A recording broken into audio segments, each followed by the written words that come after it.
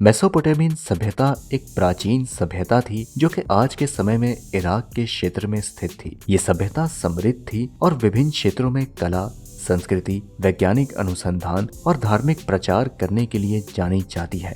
Mesopotamian सभ्यता का महत्व इसलिए है क्योंकि यह इतिहास की सबसे प्राचीन सभ्यताओं में से एक थी जिसने मनुष्य जीवन के विभिन्न क्षेत्रों के आविष्कारों को जन्म दिया। उन लोगों ने शहर निर्माण, लोहे के औजारों के निर्माण, लेखन और विज्ञान के विकास में भी अहम भूमिका निभाई। अब इस सभ्यता की पूरी कहानी क्या है, कैसे ये सभ्यता अस्तित्व में आई और इसका पतन कैसे हुआ, ये हम आज की इस वीडियो में विस्तार से जानेंगे। तो चलिए शुरू करते हैं।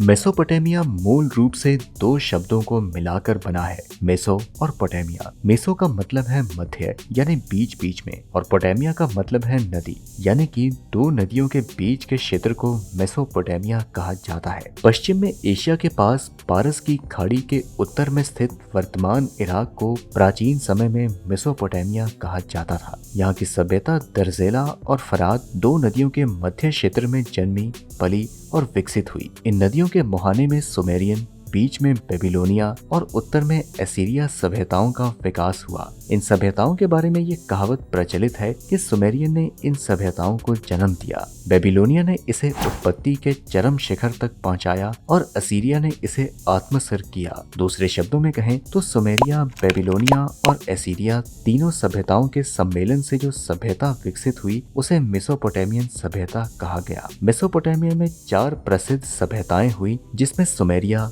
बेबीलोन, एसीरिया और कैलिरिया शामिल है। 4वीं सेंचुरी बीसी से करीब 3000 सालों तक मेसोपोटामिया की सभ्यता के सबूत मिलते हैं और पहली सेंचुरी बीसी के आते आते वहां पर बेबीलोन और निनवे जैसे शहर बस चुके थे। आज जहां इराक और सीरिया जैसे देश मौजूद हैं, उसी धरती पर कभी मेसोपोटामियन सभ्यता हुआ करती थी। वह प्राचीन सभ्यता उत्तरी असीरिया और दक्षिणी बेबीलोनिया में विभाजित थी और इसे निचले स्तर पर भी कई भागों में बांटा गया था। तीसरी बीसी में इन छोटे इलाकों को मिलाकर एक साम्राज्य के रूप में एक साथ लाया गया। कृषि करने वाले ये पहले लोग थे, पहले शिकारी और फिर किसान और पशुपालक बनने तक का सफर ऐतिहासिक था। इस सभ्यता में इंसान के खेती करने और पशुओं के पालने के पहले के सबूत मिलते हैं। उस समय सिंचाई के लिए व्यवस्था भी विकसित की गई और पशुओं के दूध से कई तरह के उत्पादन भी बनने शुरू हुए। प्राचीन मेसोपोटामिया की सभ्यताएं आर्किटेक्ट के मामले में भी बहुत उन्नति कर चुकी थी।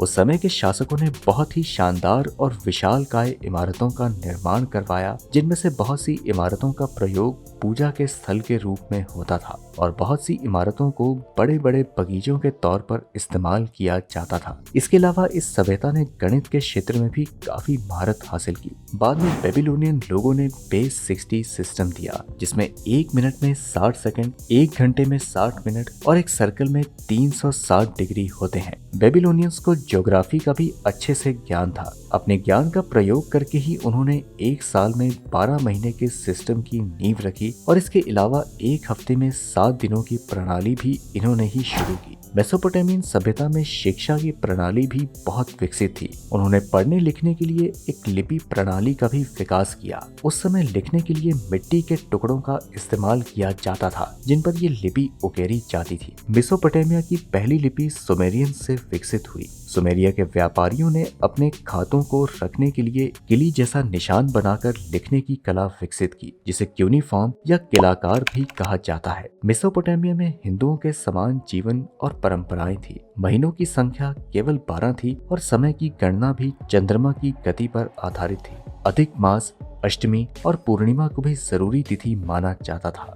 मेसोपोटामिया के लोग कई देवी देवताओं को मानते थे। हर शहर का अपना संरक्षक देवता था, जिसे जिगुराट कहा जाता था, जिसका मतलब है स्वर्ग की पहाड़ी। ऊर शहर मेसोपोटामिया के सबसे बाहरी शहरों में से एक था। इस शहर में जिगुराट को एक कृत्रिम पहाड़ी पर ईंटों से बनाया गया था। इसकी 3 मंजिलें थी और ये 20 मीटर से अधिक ऊंचा था। मेसोपोटामियन के लोग परलोक की तुलना में इस दुनिया के जीवन की व्यावहारिक समस्याओं पर अधिक ध्यान केंद्रित कर रहे थे। उनके पुजारी भी व्यापार में लगे हुए थे। आपको बता दें कि ऊर, किश, निपोर, एरेक, एरिडी, लगश, निसिन, ये सभी शहर मेसोपोटामियन संस्कृति के प्रमुख शहर थे, जिनमें से निपोर एक बड़ा और महत्वपूर्ण शहर था। इस शहर के देवता एनिल की भी सभी क्षेत्रों में पूजा की जाती थी। इस सभ्यता में जीवन और धर्म गहराई से जुड़े थे, इसलिए सिकंदर ने 333 बीसी में मेसोपोटामिया की सभ्यता को नष्ट कर दिया और वहां ग्रीक संस्कृति का प्रचार प्रसार किया। इसी के साथ मेसोपोटामिया की परंपराएं और जीवन दर्शन विलुप्त हो गई।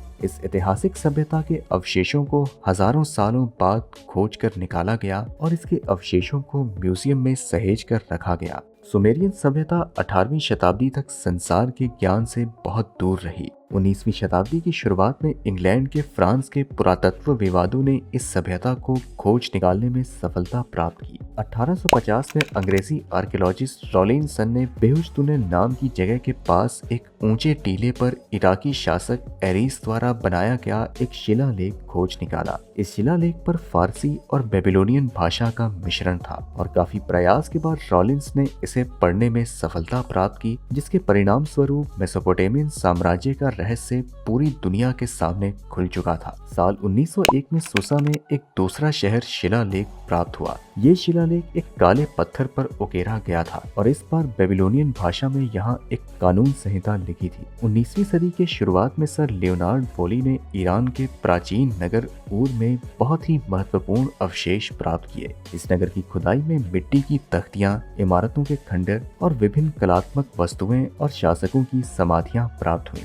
खुदाई के दौरान प्राप्त हुई विभिन्न वस्तुओं और शिलालेखों को पढ़ने के बाद मेसोपोटामिया की सभ्यता पूरी दुनिया के सामने आ गई। सुमेरियन सभ्यता के जनक कौन थे, ये सवाल आज भी विवाद का विषय है। इस सभ्यता के मूल निवासियों के संबंध में सबूतों की कमी रही है, इसलिए इस बात को लेकर रिसर्चर्स के बीच काफी मतभेद बना हुआ है। कुछ विद्वानों का मानना है कि सुमेरिया के मूल निवासी मंगोल या द्रविडियंस रहे होंगे, तो वहीं कुछ विद्वानों का मानना है कि सुमेरियन सभ्यता में आर्यंस और द्रविड़ सभ्यताओं के तत्वों का समावेश है। सुमेरियन समाज को मुख्य तौर पर 3 वर्गों में विभाजित किया जाता है, जिसमें पहला है उच्च वर्ग, दूसरा मध्यम वर्ग और तीसरा निम्न वर्ग, यानी कि हाई क्लास, मिडिल क्लास और लो क्लास। हाई क्लास में राजा, पुरोहित और राज्य के बड़े बड़े अधिकारी शामिल थे, जिन्हें समाज में सबसे ज्यादा सम्मान मिलता था। मिडिल क्लास में बड़े कृषक और व्यापारी शामिल थे और लो क्लास में दास, श्रमिक और छोटे किसान होते थे।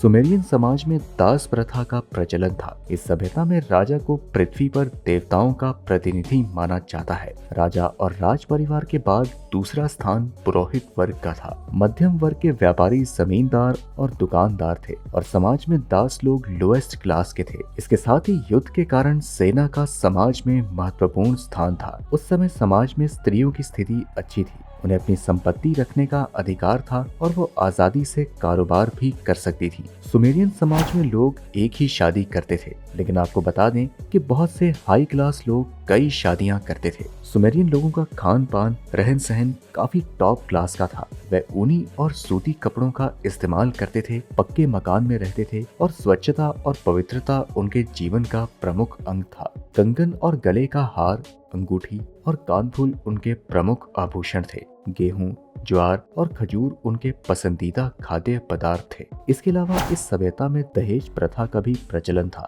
सुमेरियन सभ्यता के समय अवधि के ठोस सबूत उपलब्ध नहीं है, लेकिन इसके बावजूद विद्वानों ने 4000 बीसी से लेकर 2550 बीसी के समय को ही इस सभ्यता का अवधि बताया है। लगभग 3500 बीसी तक सुमेरिया में केंद्रीय शासन स्थापित हो गया। सुमेरियंस ने शहर राज्य की सरकार की स्थापना की। ऊर, लगश, इरेक और एरिड काफी प्रसिद्ध राज्य थे। लगभग 25 बीसी में सैगन प्रथम, जो कि अक्कद से आया था, उसने सुमेरियन लोगों पर विजय प्राप्त की। सुमेर और अक्कद दोनों को मिलाकर उसने एक मजबूत राज्य की स्थापना की, लेकिन 2100 बीसी के आसपास इन अक्कादियों की भी हार हो गई, जिसके बाद बेबीलोनिया में एक नए सामी वंश का उदय हुआ। बेबीलोन शहर अब इस नए साम्राज्य की राजधानी का केंद्र बन गया। यहाँ के सबसे मशहूर सम्राट हम्मुराबी ने विभिन्न शहर और राज्यों में युद्धों को रोक दिया और पूरे देश में एक समान कानून लागू करके एक मजबूत राज्य की स्थापना की।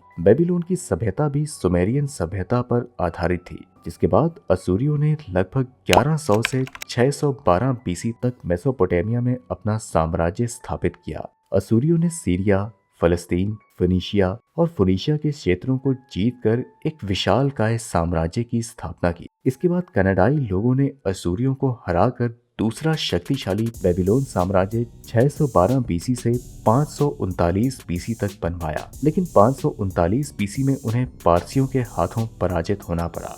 सुमेरिया, बेबीलोनिया, असीरिया और कोल्डिया की सभ्यताओं को सामूहिक रूप से मेसोपोटामियन सभ्यता के रूप में जाना जाता है। बेबीलोन के सम्राट हम्मुराबी ने अपनी प्रजा के लिए कानून की एक संहिता बनाई थी, जो कि आज के समय में उपलब्ध सबसे पुराना कानूनी कोड है। आपको बता दें कि हम्मुराबी के दंड का सिद्धांत खून के बदले पैसा और खून जैसा था, यानी कि आंख के बदले आंख, कान के बदले कान और नाक के बदले नाक। हम्मुराबी के कानून के मुताबिक अगर कोई आम इंसान किसी दूसरे इंसान की हड्डियां तोड़ता है तो उसके कानून के मुताबिक उसकी हड्डियां भी तोड़ दी जाएंगी। लेकिन वहीं अगर एक हाई क्लास ऑफिशियल बेवजह किसी आम इंसान की हड्डियां तोड़ता है या फिर उसे कोई नुकसान पहुंचाता है तो फिर उसे उस इंसान को कुछ मुआवजा देना पड़ेगा।